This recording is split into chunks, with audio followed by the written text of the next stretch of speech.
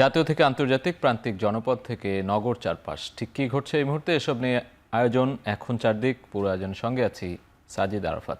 Bangladesh, Pakistan, Bhutan, Iran, Russia সহ ৭৫টি দেশের নাগরিকদের জন্য সব ধরনের ভিসা প্রক্রিয়া স্থগিতের সিদ্ধান্ত নিয়েছে যুক্তরাষ্ট্র, যা ২১ জানুয়ারি থেকে কার্যকর হবে। মার্কিন পররাষ্ট্র দপ্তরের বরাতে বুধবার এই সংবাদ প্রকাশ করেছে আন্তর্জাতিক সংবাদ মাধ্যমগুলো।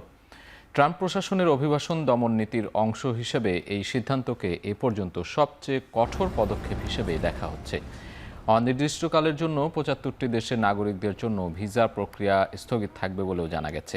এর মধ্যে আফগানিস্তান, ইরান, রাশিয়া ও সোমালিয়ার মতো কয়েকটি দেশের নাগরিকদের জন্য আগে থেকেই যুক্তরাষ্ট্রের ভিসা পাওয়া প্রায় অসম্ভব ছিল। তবে তালিকায় থাকা বাংলাদেশ সহ অন্যান্য দেশের নাগরিকদের জন্য এই সিদ্ধান্ত বড় ধরনের ধাক্কা হিসেবে দেখা হচ্ছে। এর ফলে বিশ্বের প্রায় ২০০টি দেশের মধ্যে ১/৩ বেশি দেশের নাগরিকদের জন্য যুক্তরাষ্ট্রে নতুন করে ভ্রমণের পথ কার্যত বন্ধ হতে যাচ্ছে। বিশেষ কিছু দলকে সুবিধা দেওয়ার জন্য তাদের প্রতীক পোস্টাল ব্যালটের প্রথম লাইনে রাখা হয়েছে বলে মন্তব্য করেছেন বিএনপির স্থায়ী কমিটির সদস্য নজরুল ইসলাম খান। বিএনপির নির্বাচন পরিচালনা অফিসে সাংবাদিকদের জানান, বিএনপির প্রতীক ইচ্ছাকৃতভাবে মাঝখানে রাখা হয়েছে। এর আগে নয়াপল্টনে বিএনপির স্থায়ী কমিটির সদস্য মির্জা আব্বাস বলেন, নির্বাচন যেন পক্ষপাতমূলক না হয় সেজন্য কমিশনকে ব্যবস্থা নিতে হবে।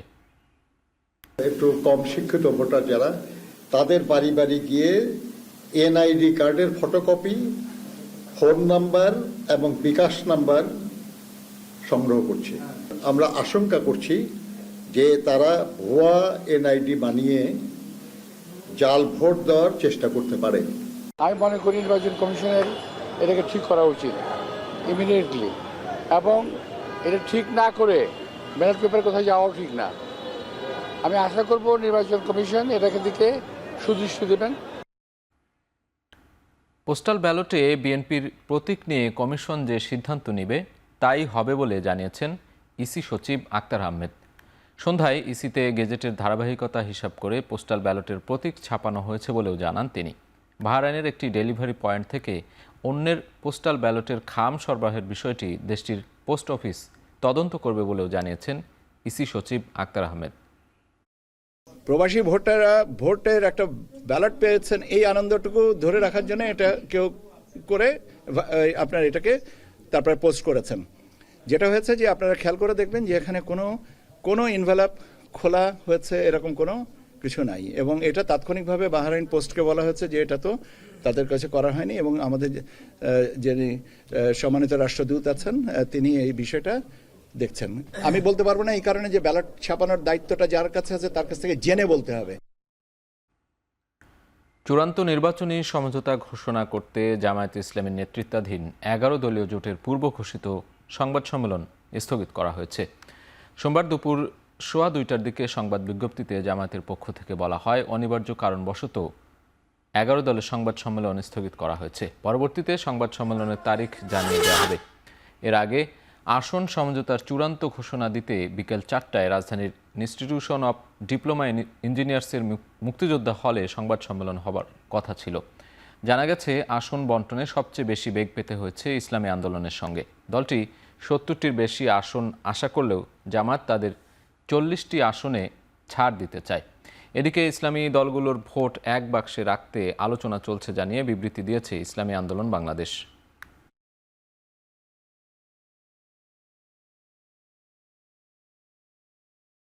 আমরা চেষ্টা করছি আমরা যাতে ঐক্যটাকে টিকিয়ে রাখতে পারি এবং মিনিমাম একটা সমঝোতা সমন্বয় যাতে থাকে, আমরা সেই চেষ্টাটা ইনশাআল্লাহ করে যাব। আসন সমঝোতা একটা বাস্তবিক একটা অনেক বড় বিষয়, তো এটা নিয়ে কিছু কিছু আলোচনা একটু বেশি সময় করতে হচ্ছে। আমাদের এই চলমান ১১ দলের সুন্দর একটি পরিবেশ এখনো আছে এবং সেটা আমরা অব্যাহত রাখবো, এবং আসন সমঝোতাটা আপনাদের সামনে আমরা যথাসময় ফাইনাল কথা বলতে পারবো ইনশাআল্লাহ।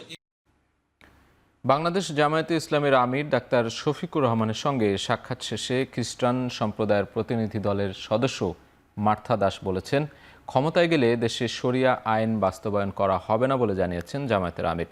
সন্ধ্যায় জামায়াতের কেন্দ্রীয় কার্যালয়ে সাক্ষাৎকালে বাংলাদেশে ধর্মীয় সম্প্রীতি সহ বিভিন্ন দিক নিয়ে আলোচনা করেন যুক্তরাষ্ট্রের শিক্ষাবিদ ডক্টর গর্ডনের নেতৃত্বে খ্রিস্টান সম্প্রদায়ের উচ্চ পর্যায়ের প্রতিনিধি দল।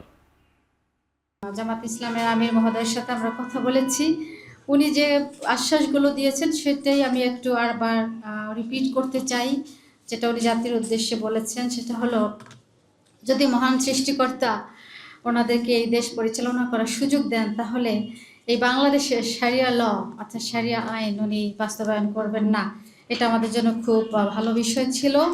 এবং যারা আমাদেরকে নিজেদেরকে মনে করি যে আমরা এই দেশে সংখ্যালঘু, উনি বলেছেন সংখ্যালঘু হিসেবে যেন আমরা নিজেদেরকে পরিচিত না হই, বরং আমরা যারা ছোট সম্প্রদায়ের অর্থাৎ লোক কম তাদেরকে উনি বলেছেন যেন সন্তানের মতো করে তিনি আমাদেরকে আগলে রাখবেন।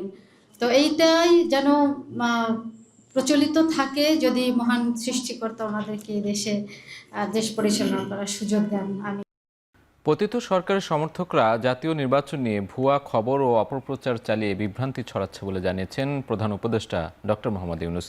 গেল রাতে যমুনায় সাবেক 2 মার্কিন কূটনীতিকের সঙ্গে বৈঠকে একথা জানিয়ে তিনি আরও বলেন, 12 ফেব্রুয়ারি ভোট হবেই। যমুনায় ট্রাম্প প্রশাসনের দায়িত্ব পালনকারী মার্কিন 2 জ্যেষ্ঠ কূটনীতিক সাক্ষাৎ করতে গেলে এ মন্তব্য করেন ডক্টর ইউনূস। নির্বাচনের সময় অন্তর্বর্তী সরকার সম্পূর্ণ নিরপেক্ষ থাকার অঙ্গীকার করে প্রধান উপদেষ্টা আরও বলেন, সব দলের জন্য লেভেল প্লেয়িং ফিল্ড নিশ্চিত করা হবে। সাবেক মার্কিন ভারপ্রাপ্ত under secretary of state Albert Gombis এবং সাবেক কূটনীতিক মোর্স তান জাতীয় নির্বাচনের আগে বাংলাদেশ সফর করছেন।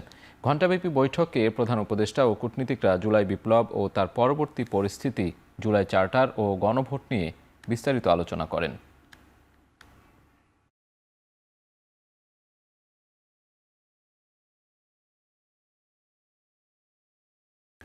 নির্বাচন ঘিরে অনাকাঙ্ক্ষিত পরিস্থিতি এড়াতে সাময়িকভাবে অন অ্যারাইভাল ভিসা বন্ধ করা হয়েছে বলে জানিয়েছেন পররাষ্ট্র উপদেষ্টা তৌহিদ হোসেন।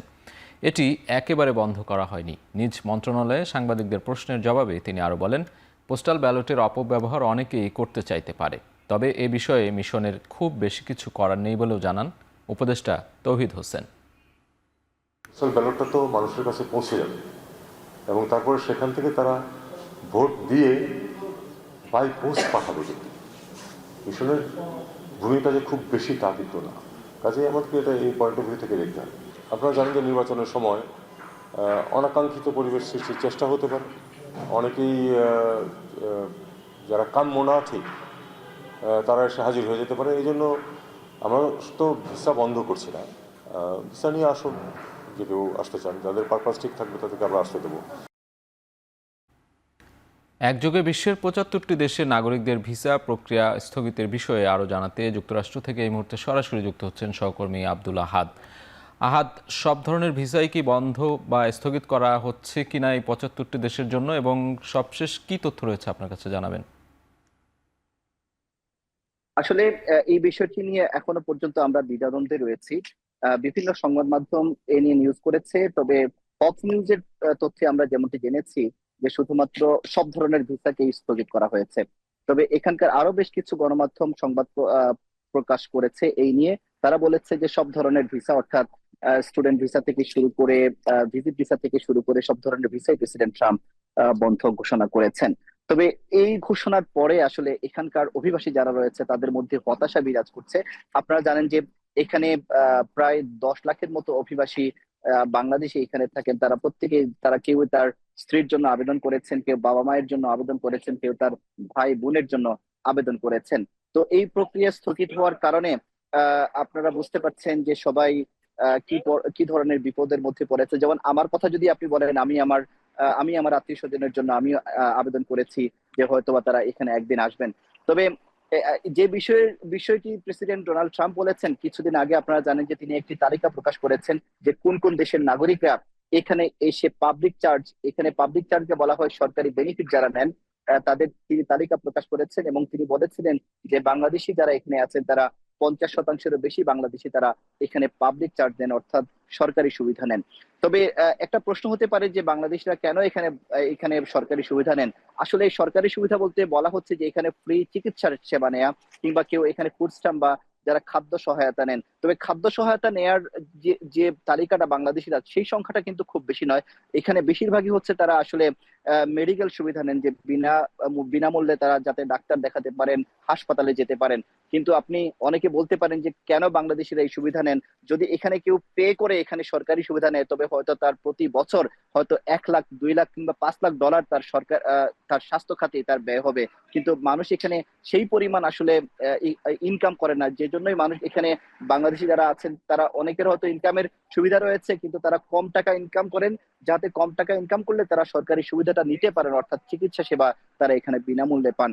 তো এটা আসলে মানুষে বাধ্য হয়ে নেন। এবং আমি কথা বলেছি বেশ কিছু ইমিগ্রান্টদের সঙ্গে, তারা বলেছেন, একজন ইমিগ্রান্ট আমাকে বলেছেন তার আগামী সপ্তাহে তার স্ত্রীর ইন্টারভিউ হওয়ার কথা, কিন্তু এই ঘোষণার পরে তার মধ্যে হতাশা বিরাজ করছে। তিনি এখানকার সিটিজেন, কিন্তু তার স্ত্রী হয়তো এখানে আসতে পারবেন না যতক্ষণ পর্যন্ত প্রেসিডেন্ট ট্রাম্প পরবর্তী নির্দেশনা না দেন। তবে আপনি যেমনটি বলেছিলেন যে সব ধরনের ভিসা কিনা, সেটা আমরা হয়তো পরবর্তী সংবাদে আপনাদেরকে নিশ্চিত করতে পারবো যে ইমিগ্রান্ট ভিসার পাশাপাশি অন্যান্য ভিসাও এর মধ্যে পড়েছে কিনা। তবে অন্যান্য ভিসা আসলে পড়ার কথা নয়। অন্যান্য ভিসা যারা আসেন এখানে তাদের পাবলিক চার্জ নেওয়ার কোনো সুবিধাও নেই, কিংবা তাদের কোনো সুযোগই নেই। যারা এখানে পাবলিক চার্জের কিংবা সরকারি বেনিফিটের যারা আবেদন করেন, তাদেরকে এখানে বেশ কিছু কন্ডিশন থাকতে হয়, যেমন এখানে হয়তো তাদের গ্রিন কার্ড থাকতে হয়, কিংবা তারা সিটিজেন হতে হয়। তারাই মূলত এখানে এই যে পাবলিক চার্জ সেগুলোর আবেদন করতে পারেন। কিন্তু এখানে যারা অ্যাসাইলাম যারা করেন, তারাও সরকারি সুবিধা তারা আবেদন করতে পারেন, এখানে যারা বাংলাদেশি যারা রয়েছেন সাজিদ। তো আমি আসলে আপনাদেরকে আরেকটা বিষয় জানিয়ে রাখি যে এই সরকারি সুবিধার মধ্যে কি কি রয়েছে। আমি বলেছি যে এখানে ফুড স্ট্যাম্প রয়েছে, অর্থাৎ খাদ্য সহায়তা নেয়া। সরকার মাসে কাউকে 500 থেকে 500, 200, কাউকে $300 খাদ্য সহায়তা দিয়ে থাকে সরকার। এছাড়া এখানে আরো কাউকে সরকার দিয়ে থাকে হচ্ছে ক্যাশ অ্যাসিস্ট্যান্ট বলা হয়, যে নগদ কিছু অর্থ দেয়া হয়। যাদের এখানে আসলে কর্মসংস্থান নেই, তাদেরকে সরকার এই সুবিধাগুলো দেয়। কিন্তু সরকার যেহেতু এটা করে রেখেছে, যে কারণে আসলে মানুষ নেয়। সরকার যদি এটা বন্ধ করে দিত, কিংবা কিংবা এই সুযোগটা যদি আরো কিছু কঠিন করতো, তবে হয়তো মানুষ এই সুবিধাটা নিত না। সরকারের সুযোগ করে দেওয়ার সুযোগ মানুষ নিয়ে আসলে এখন অনেকেই বিপদে পড়ে যাচ্ছেন এখানের বাংলাদেশিরা সাজিদ। এই ছিল আমার কাছে এখনো পর্যন্ত ভিসা নিয়ে সবশেষ খবর। সহকর্মী আব্দুল আহাদ জানাচ্ছিলেন যুক্তরাষ্ট্র থেকে সবশেষ খবর। যে ঐক্যের মধ্য দিয়ে ফ্যাসিবাদ বিদায় হয়েছে, সেই ঐক্য দিয়েই নতুন বাংলাদেশ গড়তে হবে বলে জানিয়েছেন প্রধান উপদেষ্টার বিশেষ সহকারী অধ্যাপক আলী রিয়াজ। আসন্ন ত্রয়োদশ জাতীয় সংসদ নির্বাচনে গণভোটের ব্যালটে হ্যাঁ ভোট দেওয়ার আহ্বানও জানান তিনি। রংপুরে গণভোটের প্রচার ও ভোটার উদ্বুদ্ধকরণ অনুষ্ঠানে তিনি এসব কথা বলেন। দুপুরে রংপুরে গণভোটের প্রচার ও ভোটার উদ্বুদ্ধকরণ অনুষ্ঠানে তিনি আরও বলেন, মানুষ পরিবর্তন চায় বলেই জুলাই অভ্যুত্থান হয়েছে। গণভোট কোনো ব্যক্তির জন্য ভোট নয়, সকল রাজনৈতিক দল আলাপ আলোচনা করে এটি তৈরি করেছে। এ সময় প্রধান উপদেষ্টার বিশেষ সহকারী মনির হায়দার বলেন, গণভোটের বিরুদ্ধে ফ্যাসিস্টরা নানাভাবে প্রোপাগান্ডা ছড়াচ্ছে। আমরা এখানে এসেছি এই কারণে যে জুলাই জাতীয় সনদে যে অঙ্গীকারগুলো রাজনৈতিক দলগুলো করেছেন, একটা সাম্যভিত্তিক, ইনসাফ ভিত্তিক সমাজ, সেইটা যেন আমরা প্রতিষ্ঠা করতে পারি এবং আমাদের পরবর্তী প্রজন্মের হাতে তুলে দিতে পারি। গণভোট কোনো ব্যক্তির জন্য ভোট নয়। গণভোটে বলা হচ্ছে আগামী 5, 10, 15, 20 বছর বা তারও বেশি সময় ধরে দেশটা কিভাবে চলবে। ঐক্যমতের ভিত্তিতে স্বাক্ষরিত জুলাই জাতীয় সনদের প্রত্যেকটি প্রস্তাব বিএনপি বাস্তবায়ন করবে বলে মন্তব্য করেছেন দলটির স্থায়ী কমিটির সদস্য সালাউদ্দিন আহমেদ। দুপুরে নিজ নির্বাচনী এলাকা কক্সবাজারের পেকুয়ায় এক পুরস্কার বিতরণের অনুষ্ঠানে প্রধান অতিথির বক্তব্যে এসব কথা বলেন তিনি। অক্ষরে অক্ষরে জুলাই জাতীয় সনদের প্রত্যেকটি প্রস্তাব আমরা যেটা ঐক্যমতের ভিত্তিতে স্বাক্ষরিত হয়েছে সেটা আমরা বাস্তবায়ন করব। আমরা প্রতিশ্রুতি দিয়েছি, আমরা যদি দায়িত্বপ্রাপ্ত হই, ইনশাআল্লাহ আমরা সংবিধানে, রাষ্ট্র পরিচালনার মূলনীতিতে, প্রস্তাবনায় মহান আল্লাহর উপর আস্থা এবং বিশ্বাস পুনরায় সংযোজন করব। কুমিল্লা 4 আসনে এনসিপি নেতা হাসনাত আবদুল্লাহর প্রতিদ্বন্দ্বী বিএনপি প্রার্থী মঞ্জুরুল আহসান মুন্সি ঋণ খেলাপি থাকবেন বলে আদেশ দিয়েছেন চেম্বার আদালত। একই সঙ্গে বিষয়টি হাইকোর্টকে নিষ্পত্তির নির্দেশ দেওয়া হয়েছে। আদালতের আদেশ অনুযায়ী আপাতত মঞ্জুরুল আহসান মুন্সির প্রার্থিতা অবৈধ। বুধবার চেম্বার বিচারপতি ফারাহ মাহবুব এই আদেশ দেন। প্রিমিয়ার ব্যাংকের ঋণ আংশিক পরিশোধ করায় আদালত এই আদেশ দিয়েছেন। একই সঙ্গে এ বিষয়ে হাইকোর্টের দেয়া রুল 2 সপ্তাহের মধ্যে নিষ্পত্তির নির্দেশ দিয়েছেন চেম্বার আদালত। কুমিল্লা 4 আসনে জামায়াতের নেতৃত্বে জোটের এনসিপির নেতা হাসনাত আবদুল্লাহ, তার সঙ্গে প্রতিদ্বন্দ্বিতা করছিলেন বিএনপি প্রার্থী মঞ্জুরুল আহসান মঞ্জু। এর আগে বিএনপি প্রার্থী মুন্সিকে ঋণ খেলাপির তালিকা থেকে বাদ দেওয়ার আদেশ দেন হাইকোর্ট। এই আদেশের বিরুদ্ধে আপিল করে প্রিমিয়ার ব্যাংক। স্থগিত হওয়া পাবনা 1 ও 2 আসনের সংসদ নির্বাচন নিয়ে ইসির সিদ্ধান্তের বিরুদ্ধে আপিলের শুনানি বৃহস্পতিবার। বুধবার প্রধান বিচারপতির নেতৃত্বাধীন আপিল বিভাগ শুনানির জন্য এই দিন ধার্য করেন। এর আগে গেল 9 জানুয়ারি উচ্চ আদালতের আদেশের পরিপ্রেক্ষিতে এই 2 আসনের নির্বাচন স্থগিত করে ইসি। গেল 5 জানুয়ারি আপিল বিভাগ পাবনা 1 ও 2 সংসদীয় আসনে আগের সীমানা পুনর্বহাল সংক্রান্ত ইসির 24 ডিসেম্বরে সংশোধিত বিজ্ঞপ্তির একটি অংশ স্থগিত করেন। হাইকোর্টের রায়ের বিরুদ্ধে ইসি ও এক প্রার্থীর করা আবেদনের শুনানি নিয়ে প্রধান বিচারপতি জুবায়ের রহমান চৌধুরীর নেতৃত্বাধীন আপিল বিভাগ এ আদেশ দেন। ত্রয়োদশ জাতীয় সংসদ নির্বাচন সামনে রেখে গেল বছরের 4 সেপ্টেম্বর সংসদীয় আসন পুনর্বিন্যাস সংক্রান্ত চূড়ান্ত গেজেট প্রকাশ করে নির্বাচন কমিশন। ওই গেজেটের বৈধতা চ্যালেঞ্জ করে বেড়া উপজেলার বাসিন্দা জহিরুল ইসলাম ও সাথিয়া উপজেলার বাসিন্দা আবু সাইদ হাইকোর্টে রিট করেন। প্রাথমিক শুনানি শেষে গেল বছরের 17 সেপ্টেম্বর রুল জারি করা হয়।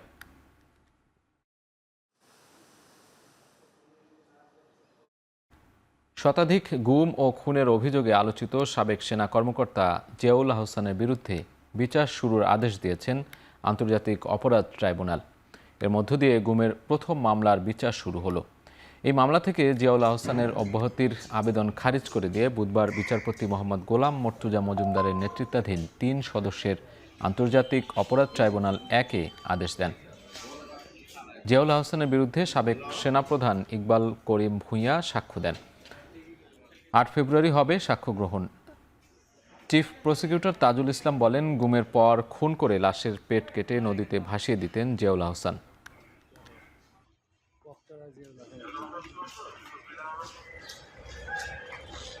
গুমপূর্বক গুলি করে হত্যার পরে নারী ভুঁড়ি কেটে ফেলে দিয়ে সাথে ইটের ব্লক এবং সিমেন্ট বেঁধে দিয়ে সাগরে ডুবিয়ে দেওয়া, এই পুরো অপারেশনটার নাম ছিল গেস্টাপো অপারেশন।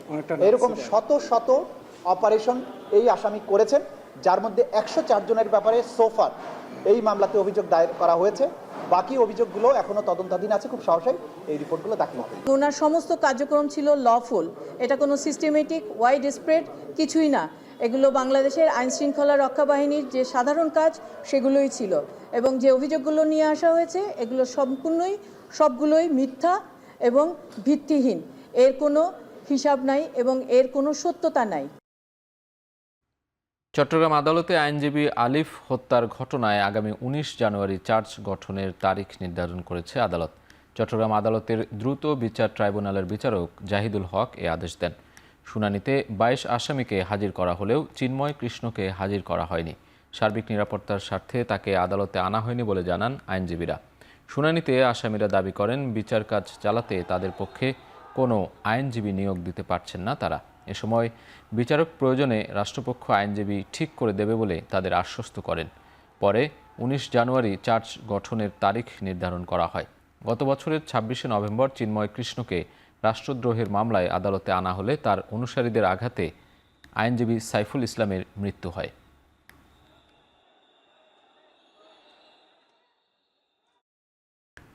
15 জানুয়ারির মধ্যে প্রস্তাবিত সেন্ট্রাল বিশ্ববিদ্যালয়ের অধ্যাদেশ জারির দাবি জানিয়ে বুধবার বিকেলে অবরোধ তুলে নিয়েছে 7 কলেজের শিক্ষার্থীরা।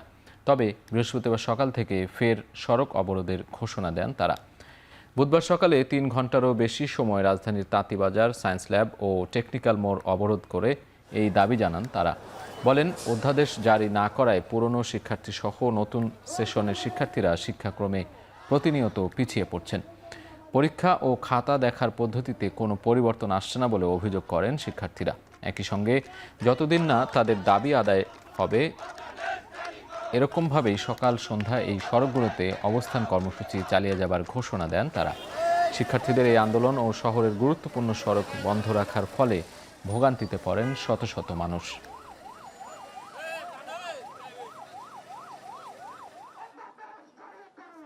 হ্যাঁ, কষ্ট হচ্ছে তো, অনেক কষ্ট হচ্ছে আমাদের।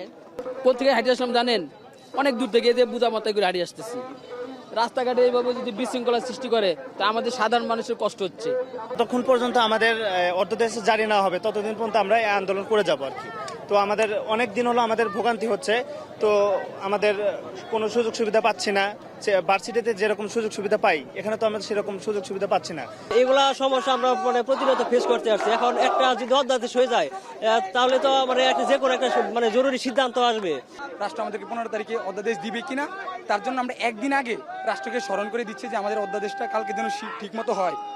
আর আলটিমেটাম হচ্ছে কালকে পর্যন্ত আমাদের এখানে চলতেই থাকবে আলটিমেটাম। তেজগাঁও কলেজ শিক্ষার্থী সাকিবুল হাসান রানা হত্যার বিচারের দাবিতে বৃহস্পতিবার তেজগাঁও থানা ঘেরাও এবং ফার্মগেট ব্লকেডের ঘোষণা দিয়েছে আন্দোলনরত শিক্ষার্থীরা। বুধবার সকাল 11টার পর পূর্ব ঘোষিত কর্মসূচি অনুযায়ী তেজগাঁও কলেজের সাধারণ শিক্ষার্থীরা ফার্মগেট মোড়ে অবস্থান নিয়ে স্লোগান দিতে থাকেন। শিক্ষার্থীদের অভিযোগ, সাকিব হত্যার 36 দিন পেরিয়ে গেলেও এখনও মূল অভিযুক্তদের গ্রেপ্তার করা হয়নি। তারা সিসিটিভি ফুটেজ পর্যালোচনা করে দ্রুত গ্রেপ্তার ও দৃষ্টান্তমূলক বিচারের দাবি জানান। প্রশাসনের গড়িমসির প্রতিবাদে শিক্ষার্থীরা ফার্মগেট ব্লকেড কর্মসূচি পালন করলে আশপাশের এলাকায় তীব্র যানজটের সৃষ্টি হয়। এ সময় সাধারণ মানুষ, শিক্ষার্থী ও পুলিশের মধ্যে কয়েক দফা ধস্তাধস্তির ঘটনাও ঘটে।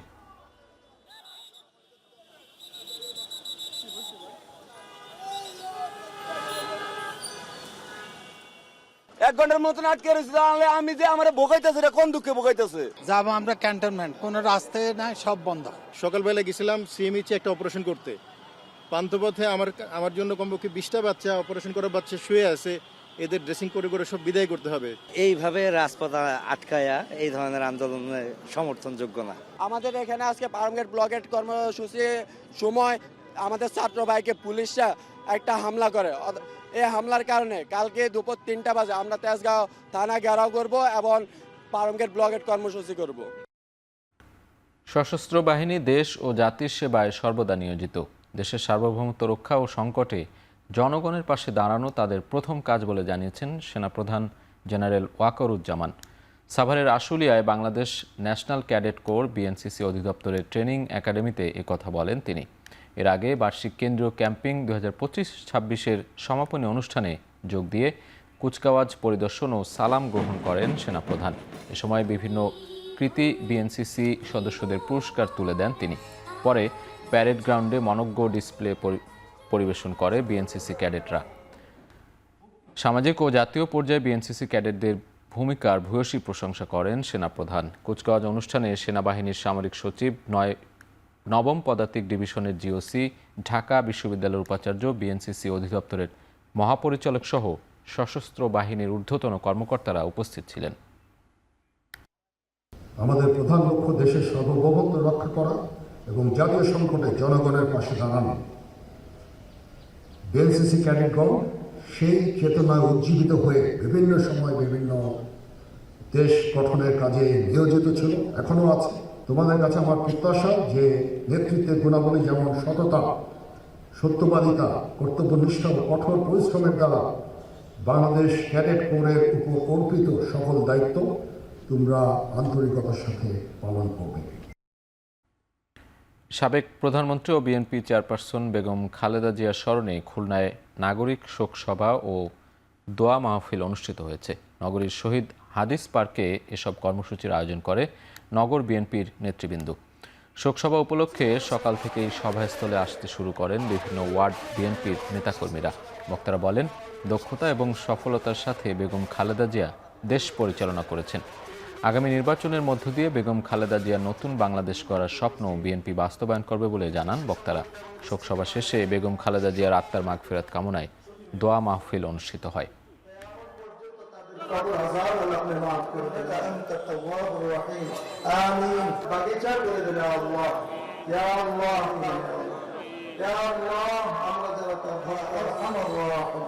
গণভোটে হ্যাঁ জয়ী করতে গণসংযোগ, অনলাইন ক্যাম্পেইন সহ 15 কর্মসূচি ঘোষণা করেছে ডাকসু। বুধবার ঢাকা বিশ্ববিদ্যালয়ের মধুর ক্যান্টিনে এক সংবাদ সম্মেলনে ঘোষণা দেয়া হয়। সাধারণ মানুষ জাতীয় কোনো সিদ্ধান্তে এতদিন কোনো মতামত দিতে পারত না, গণভোট সেই সুযোগ করে দিয়েছে বলে মন্তব্য করেন ডাকসু ভিপি সাদিক কায়েম। ডাকসু দৃঢ়ভাবে বিশ্বাস করে জুলাই বিপ্লবের মূল দাবি ছিল বিদ্যমান রাষ্ট্রীয় কাঠামোর সংস্কার। সেই সংস্কার বাস্তবায়নের ঐতিহাসিক পথ হিসাবেই এই গণভোট অনুষ্ঠিত হতে যাচ্ছে। অতএব এই গণভোটে অংশগ্রহণ ও হ্যাঁ ভোট প্রদান করা জুলাই শহীদদের রক্তের পবিত্র আমানত রক্ষার একটি ঐতিহাসিক দায়িত্ব। দীর্ঘ ফ্যাসিবাদী শাসনে এদেশের জনগণ রাষ্ট্রীয় সিদ্ধান্ত গ্রহণ প্রক্রিয়া থেকে কার্যত বঞ্চিত ছিল। গণভোট সেই ফ্যাসিবাদী কাঠামো ভেঙে জনগণের ক্ষমতা জনগণের হাতেই ফিরে দেওয়ার এক গুরুত্বপূর্ণ পদক্ষেপ। আগামী 20 জানুয়ারি নির্বাচন করার ব্যাপারে ইসির কাছে স্মারকলিপি দিয়েছেন শাহজালাল বিজ্ঞান ও প্রযুক্তি বিশ্ববিদ্যালয়ের ছাত্র সংসদ নির্বাচনে অংশগ্রহণে আগ্রহী প্রার্থীরা।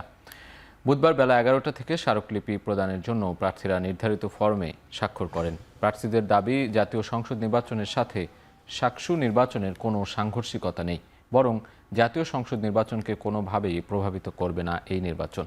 এদিকে নির্বাচন কমিশন বলছে, যেন ঠিক সময়ে নির্বাচন সম্পন্ন করা যায় সে ব্যাপারে সর্বোচ্চ উদ্যোগ নেওয়া হয়েছে।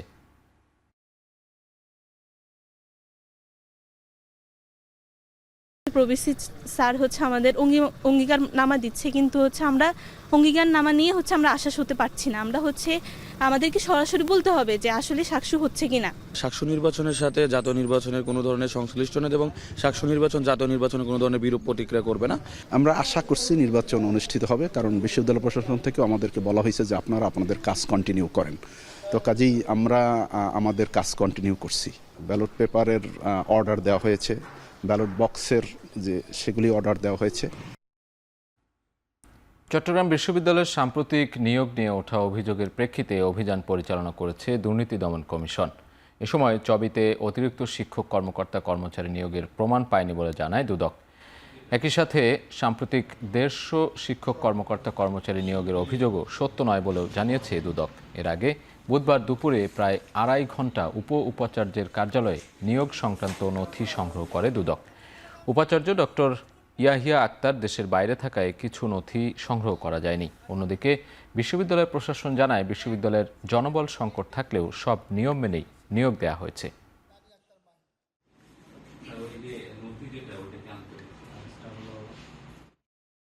নতুন নিয়োগ না, অনেক নিয়োগ হচ্ছে স্থায়ী করা হয়েছে। সব কিছু মিলে হয়তো বা কর্মচারী এবং শিক্ষক মিলে হয়তো বা 150 জনের মতো হতে পারে, কিন্তু বেশিরভাগই হচ্ছে কর্মকর্তা এবং কর্মচারী বেশিরভাগই হচ্ছেন আগের যারা নিয়োগ হচ্ছে তাদেরকে স্থায়ীকরণ করা হয়েছে। তো আমরা আরও রেকর্ডপত্র পর্যালোচনা করে দেখব যে তারা নিয়োগ প্রক্রিয়াটা তাদের বৈধ ছিল কিনা, বা আমরা লিখিত এবং মৌখিক পরীক্ষার নাম্বারটা পাইনি, কারণ সেটা ইআইএসআর এর কাছে আছে এবং ইআইএসআর আজকে কার্যালয়ে অনুপস্থিত ছিলেন। পরবর্তীতে আমরা সেই রেকর্ডপত্র চেয়ে আমরা বিস্তারিত প্রতিবেদন কমিশন বরাবর দিতে পারবো।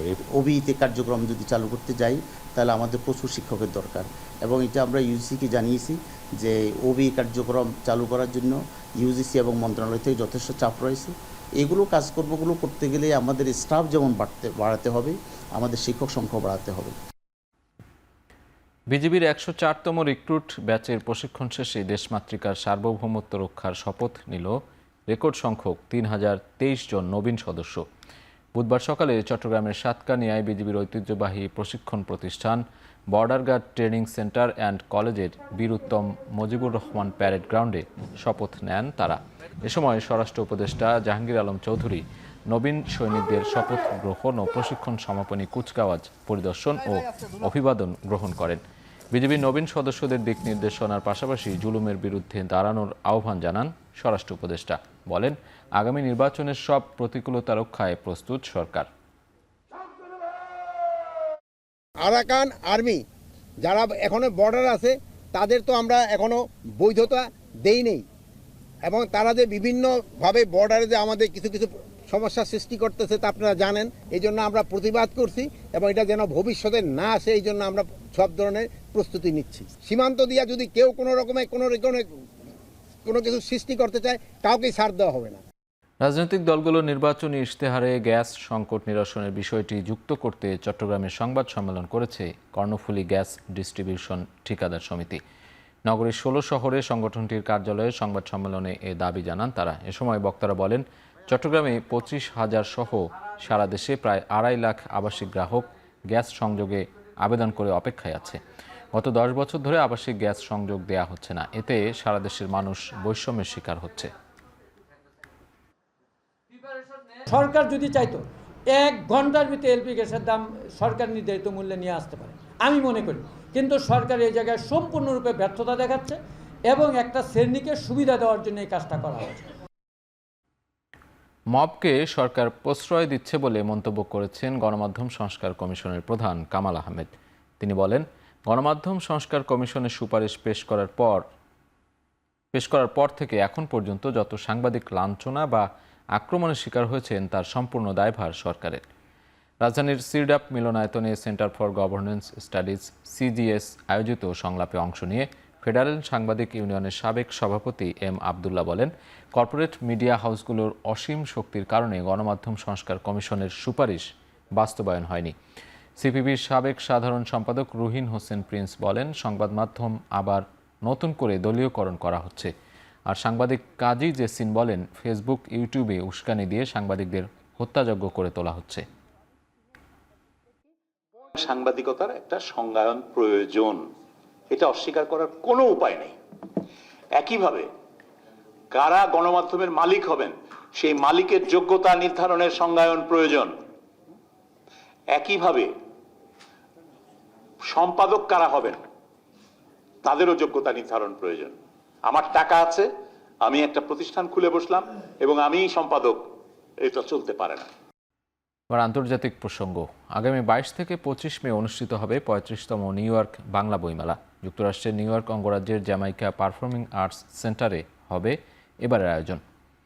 বুধবার জাতীয় প্রেস ক্লাবে মুক্তধারা ফাউন্ডেশন আয়োজিত সংবাদ সম্মেলনে এ ঘোষণা দেন আয়োজকরা। মেলায় সব ভাষার সাহিত্য ও সংস্কৃতিপ্রেমী পাঠক, প্রকাশক ও লেখকরা একত্রিত হবেন বলে প্রত্যাশা তাদের। অনুষ্ঠানে বক্তারা বলেন, বইমেলায় এবারও থাকছে মুক্তধারা GFB সাহিত্য পুরস্কার।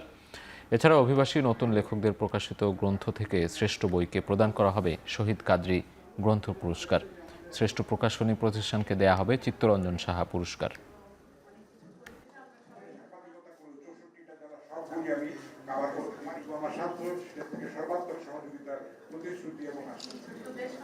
মার্কিন মধ্যস্থতায় গাজায় হামাস ইসরায়েল যুদ্ধবন্ধ পরিকল্পনার দ্বিতীয় ধাপ শুরুর ঘোষণা দিলেন ট্রাম্পের বিশেষ দূত স্টিভ উইটকফ।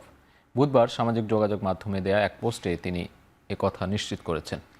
এর মধ্য দিয়ে মার্কিন প্রেসিডেন্ট ডোনাল্ড ট্রাম্পের 20 দফা গাজা শান্তি পরিকল্পনার আওতায় সব সেনা সরিয়ে নেওয়া হবে এবং পুনর্গঠন এগিয়ে নিতে অন্তর্বর্তীকালীন প্রশাসন প্রতিষ্ঠা করা হবে বলে জানিয়েছেন তিনি।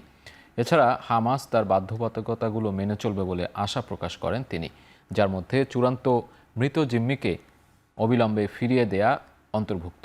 তা না করলে গুরুতর পরিণতি হবে বলেও হুঁশিয়ারি করা হয়। 10 অক্টোবর প্রথম ধাপে যুদ্ধবিরতি কার্যকর হওয়ার পরও গাজায় এখন 400-র বেশি ফিলিস্তিনিকে হত্যা করেছে ইসরায়েলি বাহিনী। গুরুত্বপূর্ণ মানবিক সহায়তা প্রবেশেও বাধা দিয়েছে। থমকে গেছে ওয়াশিংটন তেহরান আলোচনা। যুক্তরাষ্ট্র হামলা চালালে আঞ্চলিক প্রতিবেশীদের মার্কিন ঘাঁটিতে পাল্টা হামলা চালানোর হুমকি ইরানের। কিছু মার্কিন কর্মকর্তাকে বুধবার সন্ধ্যার মধ্যে কাতারের আল উদেদ ঘাঁটি ছাড়ার পরামর্শ দিয়েছে প্রশাসন। দোহার মার্কিন দূতাবাস কিংবা কাতারের পররাষ্ট্র মন্ত্রণালয় এ বিষয়ে কিছু জানায়নি। তবে বিক্ষোভকারীদের রক্ষায় ইরানের সামরিক হস্তক্ষেপে যুক্তরাষ্ট্রের হুমকি অব্যাহত আছে। চলমান সরকার বিরোধী আন্দোলনে ইরানে প্রাণহানি 2600-র কাছাকাছি। গ্রেপ্তার হয়েছে 18,000-এর বেশি বিক্ষোভকারী, দাবি মার্কিন মানবাধিকার সংস্থার। কানাডা ভিত্তিক সংবাদ মাধ্যম CBCর তথ্য, 2 সপ্তাহের আন্দোলনে নিহতের প্রকৃত সংখ্যা 12 থেকে 20,000 পর্যন্ত হতে পারে। অন্যদিকে তেহরানে এক বিক্ষোভকারীর ফাঁসি কার্যকরের কথা রয়েছে। এটি বাস্তবায়িত হলে ইরানকে কড়া জবাবের হুঁশিয়ারি দিয়েছেন ট্রাম্প। গ্রেপ্তারকৃতদের অনেকেরই মৃত্যুদণ্ড কার্যকর করা হতে পারে বলে আশঙ্কা বিভিন্ন মানবাধিকার সংস্থার।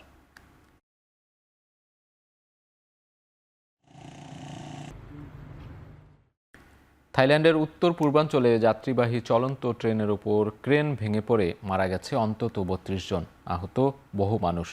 ট্রেনটিতে 195 জন যাত্রী ছিল। স্থানীয় সময় বুধবার সকালে ট্রেনটি রাজধানী ব্যাংকক থেকে রাতচাথানি প্রদেশের দিকে যাচ্ছিল। এ সময় রেল প্রকল্পের একটি ক্রেন ভেঙে পড়ে ট্রেনের ওপর। সঙ্গে সঙ্গেই লাইনচ্যুত হয়ে একটি ট্রেনের অংশে আগুন ধরে যায়। দুমড়ে মুচড়ে যাওয়া ট্রেনের বগি থেকে উদ্ধার করা হয় মরদেহ। মৃতের সংখ্যা আরও বাড়তে পারে বলে আশঙ্কা করছেন উদ্ধারকর্মীরা। এরই মধ্যে দুর্ঘটনার কারণ অনুসন্ধানে তদন্তের নির্দেশ দিয়েছেন থাইল্যান্ডের উপপ্রধানমন্ত্রী ও পরিবহন মন্ত্রী।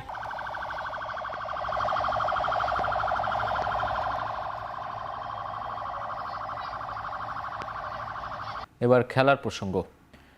ক্রিকেটারদের নিয়ে বাজে মন্তব্যের জেরে আগামীকালের মধ্যে বিসিবি পরিচালক এম নাজমুলের পদত্যাগ দাবি করেছে কোয়াপ। সেই সাথে দাবি পূরণ না হলে সব ধরনের ক্রিকেট বর্জনের ঘোষণা দিয়েছেন কোয়াপ সভাপতি মোহাম্মদ মিথুন। লাস্ট কিছুদিন ধরে আপনারা দেখছেন যে একজন বোর্ড ডিরেক্টর উনি যেভাবে প্লেয়ারদেরকে নিয়ে মন্তব্য করছেন, একজন দায়িত্বরত বোর্ড ডিরেক্টর কখনোই এইভাবে প্লেয়ারদের নিয়ে কথা বলতে পারেন না। আমরা ইমিডিয়েট উনার রিজাইন চাচ্ছি। উনি যদি কালকে ম্যাচের আগে, কালকে বিপিএল এর ফার্স্ট ম্যাচের আগে যদি রিজাইন না করেন, তাহলে আমরা সব ধরনের ক্রিকেট বন্ধ ঘোষণা করছি। এর আগে বাংলাদেশ বিশ্বকাপ খেলতে না গেলেও 2027 সাল পর্যন্ত কোনো আর্থিক প্রভাব পড়বে না বলে মন্তব্য করেছেন বিসিবি পরিচালক নাজমুল ইসলাম। এদিন গণমাধ্যমে বিসিবির এই পরিচালক বিশ্বকাপ ইস্যুতে আর্থিক ইস্যু, আইসিসি থেকে প্রাপ্ত অর্থের পরিমাণ এবং নিজের শক্ত অবস্থান সম্পর্কে মতামত ব্যক্ত করেন। 27 সাল পর্যন্ত আমাদের রেভিনিউতে কোনো কিছু হ্যাম্পার করবে না, কারণ হচ্ছে 2022 সালের যে আইসিসির ফাইন্যান্সিয়াল মিটিং হয়েছে, সেই মিটিংয়ে that has already been set. এটা ক্রিকেটারদের সিদ্ধান্তের বিষয়। বিশ্বকাপে স্কোয়াড কাউকে জিজ্ঞেস করে স্কোয়াড তৈরি করা হয় না। যেই স্কোয়াড ফাইনালাইজ হবে সেই স্কোয়াডই বিশ্বকাপে যাবে। We are not taking any stance, we are taking our national interest at the upper hand. আমরা আমাদের সিদ্ধান্ত আমরাই নেই, একমাত্র সিকিউরিটি রিজনে। কারণ হচ্ছে আমাদের এনওসি ছাড়া, গভর্নমেন্ট এনওসি ছাড়া, জিও ছাড়া আমরা এক কদমও দেশের বাইরে যেতে পারবো না। অতএব আমরা এই বিষয়ে সরকারের সিদ্ধান্তের এক চুল নড়তে পারবো না। আমরা যত সিদ্ধান্তই নেই না কেন, সরকার যদি বলে যে আমি জিও দিব না, আমাদের কারো কিছু করার নাই। রংপুর রাইডার্স শিবিরে ফিরে নিজের সেরা খেলা উপহার দেওয়ার কথা জানালেন পাকিস্তানি অলরাউন্ডার ফাহিম আশরাফ। এক ম্যাচ জয় পেলেই প্লে অফের সুযোগ মিলবে রংপুরের। পাশাপাশি বিপিএল এর পিচ নিয়েও সন্তুষ্ট এই অলরাউন্ডার। ये टीम ऐसी टीम है कि कहीं से भी कमबैक कर सकती है, तो ये करेगी भी। जब मैं छोड़ के गया था तब भी आप देखें बड़ी अच्छी पोजीशन में, अभी भी कोई रिवर्स पोजीशन नहीं है, अभी भी अच्छी पोजीशन है। बस एक मैच है जो हमें जीतना है ताकि हमारा मोमेंटम वापस आए, तो इंशाल्लाह आप देखेंगे हम प्ले ऑफ में और इंशाल्लाह फाइनल के लिए भी जाएंगे। ओवरऑल जितना यहाँ पे मीरपुर में हम लोग खेले हैं तो पिचेस अच्छी होती हैं। एज अ प्लेयर मेरी कोशिश तो यही है कि मैं अपनी टीम के लिए जितना बेहतर कर सकता हूँ, जितना अपने टीम के लिए मैं परफॉर्मेंस कर सकता हूँ या जितना अपनी टीम के लिए एफर्ट कर सकूँ, मेरी कोशिश यही है। बाकी तो फैंस बता सकते हैं, लेकिन मैं कहता हूँ कि रंगपुर ही मेरे लिए लकी चाय में। इस पर मैं तो कुछ नहीं कह सकता क्योंकि ये बोर्ड्स के मामले हैं, बोर्ड्स को ज़्यादा बेहतर पता। हम तो एज अ प्लेयर हैं, प्लेयरों को जहाँ पे भी मौका मिले खेलने का वो खेल लेते हैं। বিশ্বকাপের ট্রফি ট্যুরের অংশ হিসেবে ঢাকায় এসেছে ফিফা বিশ্বকাপ ট্রফি। বুধবার সকাল 10টায় শাহজালাল আন্তর্জাতিক বিমানবন্দরে অবতরণ করে ট্রফি বহনকারী বিশেষ বিমান। ভারতে 3 দিনের ভ্রমণ শেষে বুধবার সকালে ঢাকায় এসেছে বিশ্বকাপ ট্রফিটি। রাজধানীর একটি হোটেলে আয়োজকদের নির্ধারিত ক্যাম্পেইন বিজেতাদের জন্য উন্মুক্ত থাকছে ট্রফি। বিশ্বকাপের ট্রফির সঙ্গে বাংলাদেশে এসেছেন 2002 সালে ব্রাজিলের বিশ্বকাপ জয়ী দলের সদস্য গিলবার্তো সিলভা। ট্রফির সঙ্গে ছবি তুলে সামাজিক মাধ্যমে পোস্ট করেন জাতীয় দলের অধিনায়ক জামাল ভুঁইয়া। সন্ধ্যা পর্যন্ত ট্রফি দেখার সুযোগ পান ফুটবল ভক্তরা।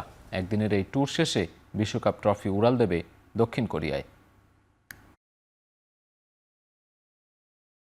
ময়মনসিংহের ফুলবাড়িয়া উপজেলার লক্ষ্মীপুর বিলে প্রতি বছরের মতো এবারও অনুষ্ঠিত হয়েছে চিরাচরিত ঐতিহ্যবাহী হুমগুটি খেলা, যেখানে ঢল নামে হাজারো মানুষের। পৌষের শেষ পরন্ত বিকেলে ঢোলের তালে মানুষের আনন্দ উচ্ছ্বাস রূপ নেয় উৎসবে। হুমগুটি খেলাকে কেন্দ্র করে শক্তির লড়াইয়ে হাজার হাজার মানুষের এক মিলন মেলায় পরিণত হয় লক্ষ্মীপুর বিল এলাকা।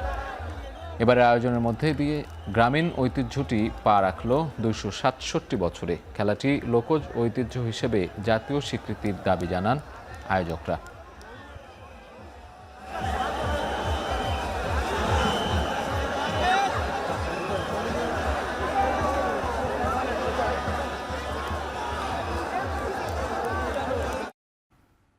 শেষ করছি এখন চারদিক। এখন টেলিভিশন ওয়েবসাইটে দেখতে ভিজিট করুন www.ekhon.tv। এছাড়া ফেসবুকে দেখতে ভিজিট করতে পারেন facebook.com/tv.ekhon। ইউটিউবে দেখতে ভিজিট করতে পারেন youtube.com/c/ekhontv।